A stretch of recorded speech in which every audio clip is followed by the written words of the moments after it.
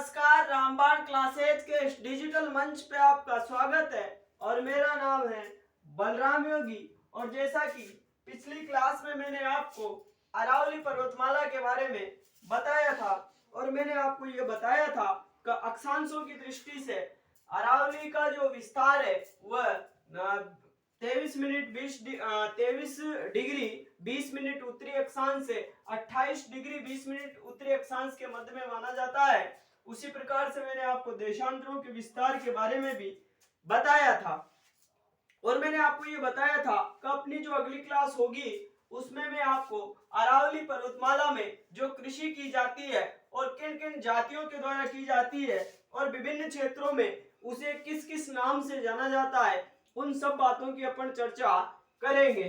तो आप लोग ज्यादा से ज्यादा इस चैनल को सब्सक्राइब करें और अपने दोस्तों के साथ में शेयर करें। तो आज के इस सेशन की अपन शुरुआत करते हैं अरावली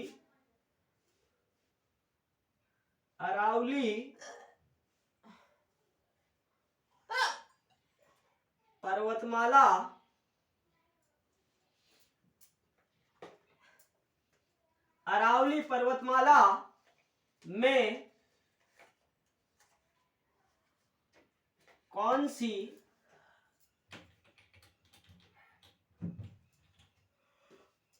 कृषि की जाती है। क्या प्रश्न लिखा है मैंने आपके सामने, अरावली पर्वतमाला में कौन सी कृषि की जाती है? तो आपका आंसर क्या आएगा? या तो आप बताओगे झूमिंग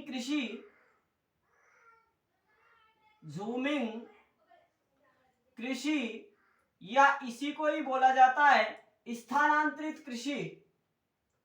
स्थानांतरित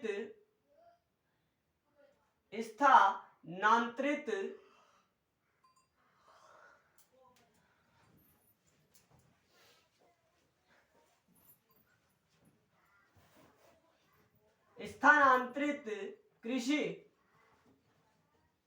यानी अरावली पर्वतमाला में कौन सी कृषि की जाती है? तो आपका आंसर क्या आना चाहिए? झूमिंग कृषि या स्थानांतरित कृषि इस अरावली पर्वतमाला में की जाती है। अब अगर आपसे पूछे कि इस कृषि को कौन लोग करते हैं, तो आप क्या दोगे आंसर? कौन करते हैं? तो आप बताओगे कि सर इस कृषि को आदिवासी लोग करते हैं। कौन करते हैं? आदिवासी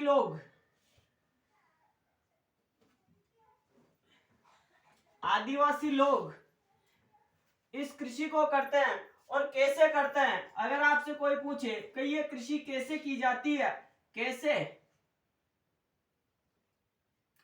करते हैं, तो आप क्या जवाब दोगे कि सर बिना उर्वरक और बिना यंत्रों के ये कैसी कृषि की जाती है? बिना उर्वरक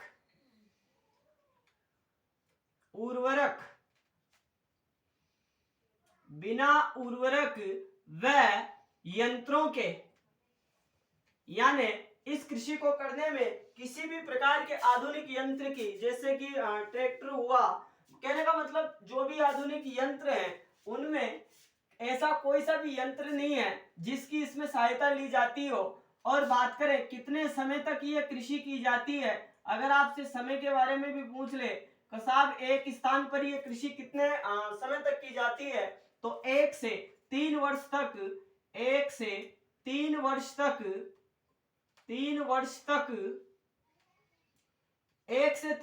तक यह कृषि आदिवासी क्षेत्रों में या आदिवासियों के द्वारा अपनी ये जो अरावली पर्वत श्रृंखला है वहां पे की जाती है।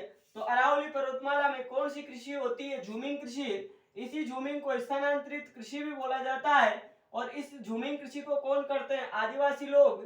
कैसे करते हैं? बिना उर्वरक और बिना यंत्रों के करते हैं। और 1 से 3 साल तक ये खेती एक स्थान पर की जाती है। उसके बाद में जंगलों को वापस जलाया जाता है और किसी अन्य स्थान पर कृषि वापस की जाने लगती है।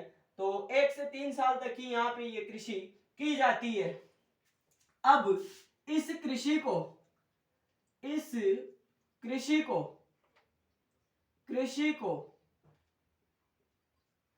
अन्य क्षेत्रों में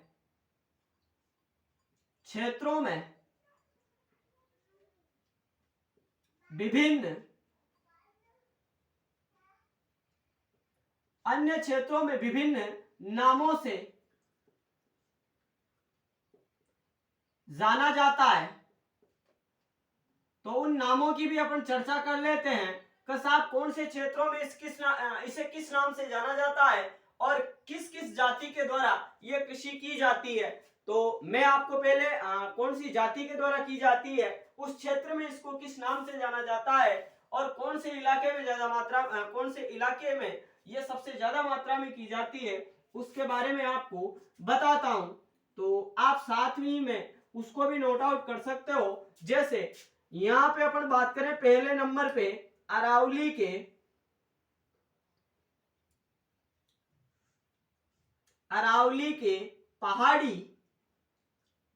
पहाड़ी व पर्वतीय अरावली के पहाड़ी व पर्वतीय ढालों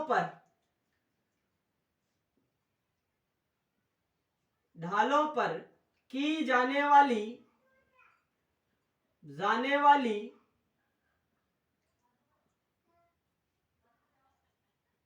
कृषि। अब अगर आपसे कोई पूछे कि सर अरावली के पहाड़ी क्षेत्रों पर जो कृषि की जाती है उसको किस नाम से जाना जाता है, तो अगर आप नाम की बात करें उसे किस नाम से जाना जाता है, तो नाम में आप बताओगे कि सर उस कृषि को वालरा के नाम से जाना जाता है। किस नाम से? वालरा के नाम से। और इस वालरा कृषि को अगर आपसे पूछे कौन सी जाति के द्वारा की जाती है यह कृषि, तो जाति में आप क्या बताओगे कि सर जो गरासिया जाति है, गरासिया जाति, इसके द्वारा यह कृषि की जाती है। और कहां पे की जाती है, तो साथ में आप बता सकते हो क्षेत्र। तो क्षेत्र में आप बताओगे कौन से क्षेत्र में, सिरोही वाले जिले में यह कृषि की जाती है। तो तीन बातों का अपन को पता चला है।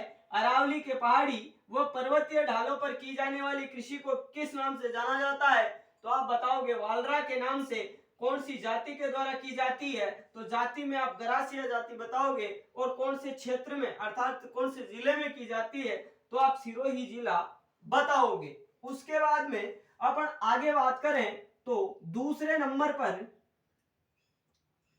अरावली के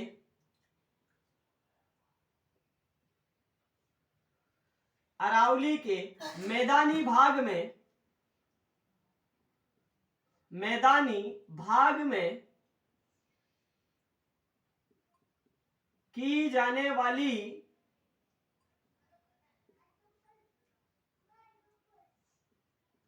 कृषि, तो इस कृषि को किस नाम से जाना जाता है? नाम। तो नाम में आप क्या बताओगे कि सर अरावली के मैदानी भाग में जो कृषि की जाती है उसको चिमाता के नाम से जाना जाता है। किस नाम से?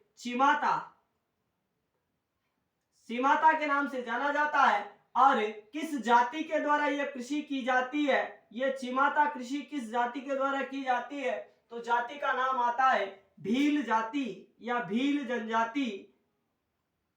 और कौन से क्षेत्र में करते हैं या कौन से जिले में करते हैं, तो क्षेत्र के नाम पे आप बता सकते हो कि साहब उदयपुर वाले रीजन में यह कृषि की जाती है।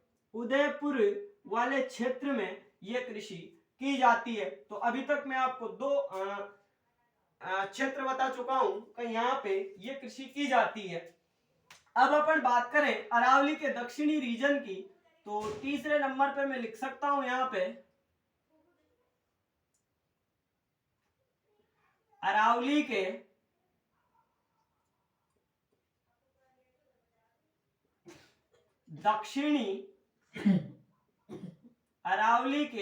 दक्षिणी भाग में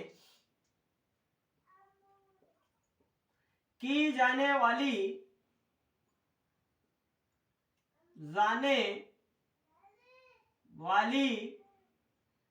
कृषि।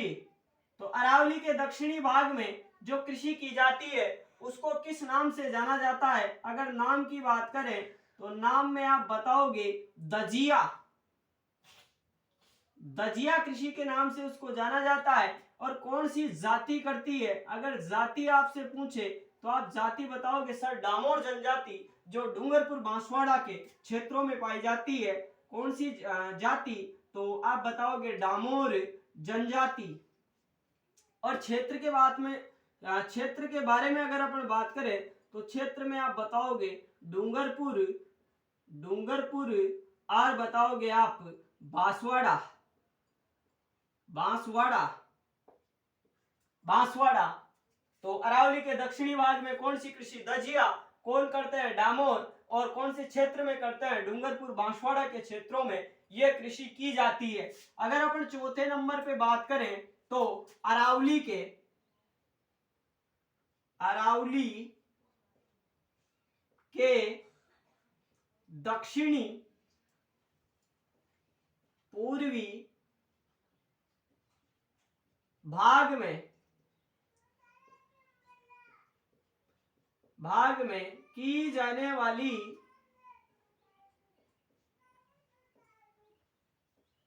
कृषि, और इस कृषि के अगर नाम की बात करें, नाम, तो नाम आता है इसका बत्रा। नाम क्या आता है इसका, बत्रा। और बत्रा को कौन करते हैं। अगर जाति की बात करें तो जाति में आप बताओगे सर सहरिया जनजाति या सहरिया जाति, सहरिया। और ये सहरिया जाति कहां पे पाई जाती है साहब। अगर क्षेत्र की बात करें तो क्षेत्र में सबसे ज्यादा ये कृषि होती है बारां में। कहां पे, बारां में, अर्थात हाड़ौती वाले रीजन में ये कृषि की जाती है। तो मैं एक बार फिर आपको बताता हूं, अरावली पर्वतमाला में कौन सी कृषि की जाती है साहब, झूमिंग कृषि या स्थानांतरित कृषि की जाती है। आदिवासी लोग करते हैं बिना उर्वरक व यंत्रों के, और 1 से 3 साल तक ये खेती की जाती है। अब अपन बात करें अरावली के पहाड़ी क्षेत्रों में कौन सी कृषि की जाती है, तो आप आंसर बताओगे सर वालरा कृषि, और वालरा को गरासिया जाति के द्वारा किया जाता है। और छिरोई वाले रीजन में यह सबसे ज्यादा मात्रा में खेती की जाती है। फिर मैंने आपको बताया अरावली के मैदानी भाग में की जाने वाली कृषि को किस नाम से जाना जाता है, तो आप बताओगे चिमाता। और चिमाता को कौन सी जाति करती है, तो साफ भील जाति के द्वारा यह कृषि की जाती है। और उदयपुर वाले क्षेत्र में यह सबसे ज्यादा की जाती है। आगे बात करें अरावली के दक्षिणी भाग में की जाने वाली कृषि, तो दक्षिणी भाग में इसको दजिया के नाम से जाना जाता है। और जो डामोर जनजाति है उसके द्वारा यह कृषि की जाती है। और डूंगरपुर और बांसवाड़ा वाले रीजन में इस कृषि को ज्यादा मात्रा में किया जाता है। फिर आगे मैंने आपको बताया कि अरावली के दक्षिणी पूर्वी भाग में इस कृषि को किस नाम से जाना जाता है, तो आप बताओगे सर बत्रा के नाम से इसको जाना जाता है। और शेरिया जाति के द्वारा ये की जाती है। और क्षेत्र के नाम पर अगर अपन बात करें तो साहब बारा वाले रीजन में इस कृषि को सबसे ज्यादा मात्रा में किया जाता है। तो आप इनको अच्छे से समझे और आप इसको नोट आउट भी कर सकते हो। अब अपन बात करने वाले हैं कि अरावली पर्वतमाला में जो भी छोटी छोटी गौण पहाड़ियां आती है, कौन सी पहाड़ी कौन से जिले में पड़ती है, उन चीजों की भी अपन को जानकारी होनी चाहिए। क्योंकि कभी कभार डायरेक्टली ऐसा पूछ लिया जाता है कि साहब ये जो पहाड़ी है जैसे भीम डूंगरी या बीजक पहाड़ी कहाँ पे स्थित है, रागा की पहाड़ी कहाँ पे स्थित है, हर्षनाथ पहाड़ी या हर्ष की पहाड़ियां या पालखेत की पहाड़ियां, ऐसे मतलब किसी भी पहाड़ी का आपसे नाम पूछ सकता है कि साहब ये पहाड़ी कौन से जिले में पड़ती है, तो मैं आपको सभी पहाड़ियों के बारे में भी बताऊंगा। तो आप इसको नोट आउट कर सकते हो। अब अपन आगे की चर्चा करने वाले हैं। तो अपन अब पढ़ने वाले हैं जो भी अरावली की जो पहाड़ियां आती है, गौण पहाड़ियां, उनके बारे में। तो अपन उन गौण पहाड़ियों की भी चर्चा करते हैं, क्योंकि अपन को पहाड़ियों के बारे में भी जानकारी होनी चाहिए कि कौन सी पहाड़ी कहाँ पे पड़ती है। तो मैं आपको ये भी बता देता हूँ कि साहब इन पहाड़ियों का क्या मामला है, कौन सी पहाड़ी कौन से जिले में पड़ती है, तो आप इसको समझना। बात करें अपन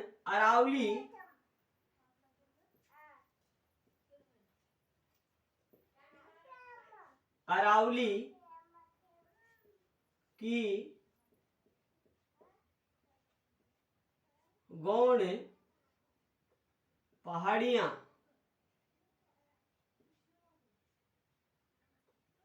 अरावली की गौड़ पहाड़ियां।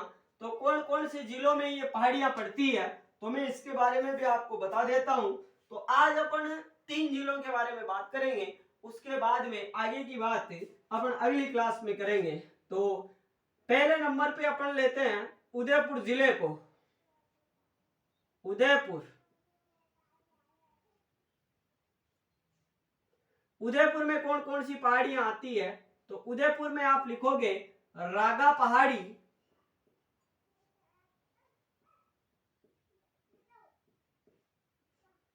जरगा पहाड़ी,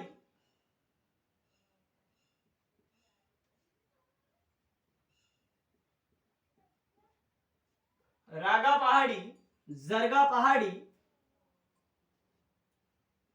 गोगुंदा पहाड़ी, उसके अलावा गिरवा की पहाड़ी,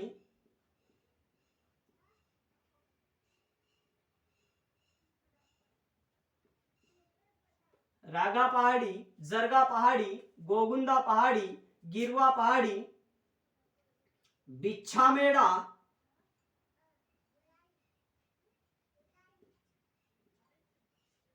बिच्छामेड़ा पहाड़ी,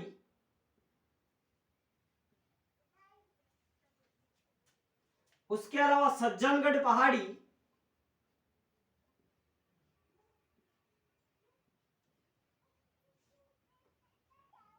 पहाड़ी,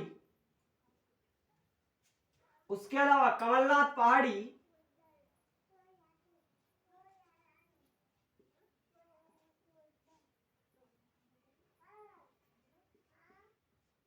उसके अलावा बात करें अपन नागपानी,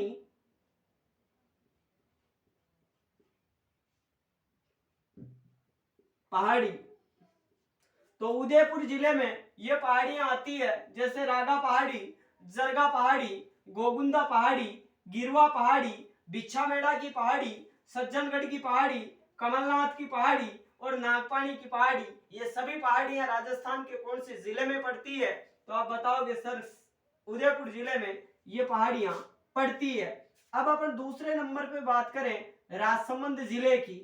राजसमंद, राजसमंद में कौन कौन सी पहाड़ियां पड़ती है, तो आप बताओगे दिवेर पहाड़ी,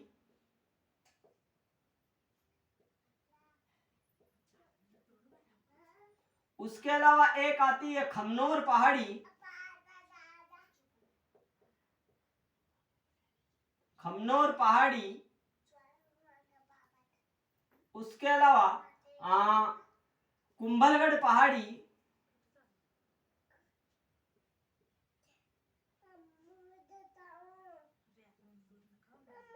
कुंभलगढ़ पहाड़ी, उसके अलावा हल्दी घाटी पहाड़ी, हल्दी घाटी पहाड़ी, हल्दी घाटी पहाड़ी। और ये जो कुंभलगढ़ पहाड़ी है इसको नील हिमवंत, नील हिमवंत, हिमवंत या फिर गंधमर्दन,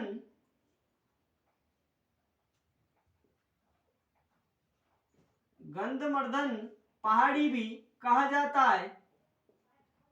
तो राजसमंद जिले में दिवेर की पहाड़ी, खमनोर की पहाड़ी, कुंभलगढ़ की पहाड़ी, हल्दी घाटी की पहाड़ी, ये सब कहां पे आती है, राजसमंद जिले में। और इस कुंभलगढ़ पहाड़ी को नील हिमवंत पहाड़ी या गंधवर्धन की पहाड़ी भी कहा जाता है। आगे बात करें अपन अजमेर जिले की।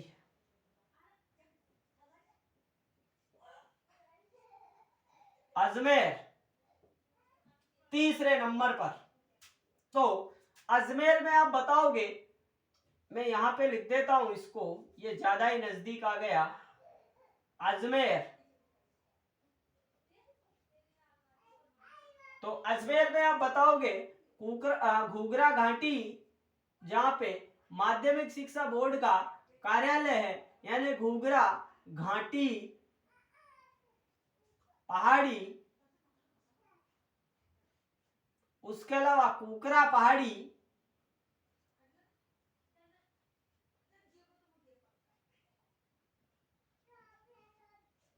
उसके अलावा आप बताओगे गोराम जी पहाड़ी,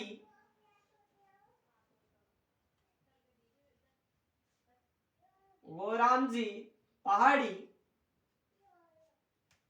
उसके अलावा आप बताओगे तारागढ़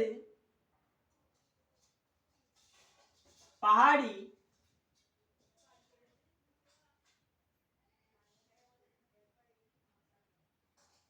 टोडगढ़ पहाड़ी,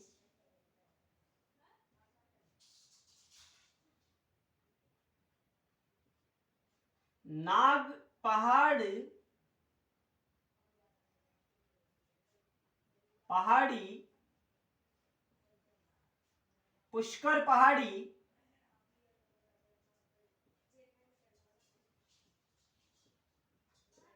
तो घोघरा घाटी पहाड़ी, कुकरा पहाड़ी, गोराम जी पहाड़ी, तारागढ़ पहाड़ी, टोडगढ़ पहाड़ी, नाग पहाड़, नाग पहाड़ की पहाड़ी, पुष्कर पहाड़ी और टोडगढ़ पहाड़ी। टोडगढ़ नहीं आएगी इसमें, इसमें पुष्कर पहाड़ी। उसके अलावा बीठली पहाड़ी भी आएगी इसमें, क्या बीठली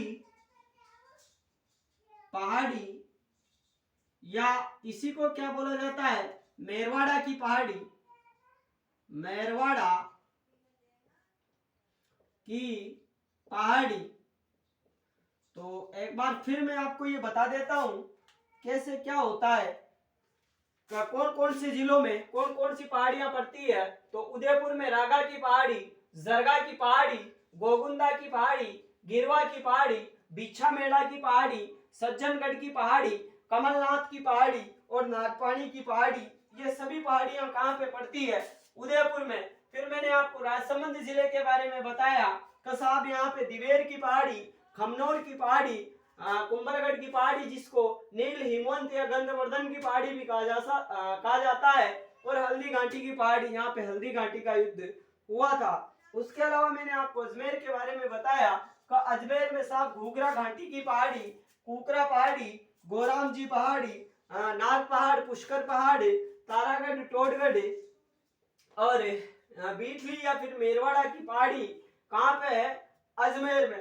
तो ऐसी ही और भी बहुत से जिलों में कौन कौन सी पहाड़ियां आती है, जैसे बीजासन के पहाड़ की बात करें मांडलगढ़ भीलवाड़ा में, हर्ष की पहाड़ियां कहाँ पे पड़ती है, हर्षद माता की पहाड़ी कहाँ पे स्थित है। तो ऐसे करके अपन जो भी महत्वपूर्ण पहाड़ियां आती है और कौन कौन से जिलों में वो आती है, उन सब की अपन चर्चा करेंगे, लेकिन वो चर्चा करेंगे अपन अगली क्लास में। तो आज की इस क्लास को अपन यहीं पे विराम देते हैं। तो आज की क्लास और अभी के लिए इतना ही। धन्यवाद, आपका दिन शुभ हो।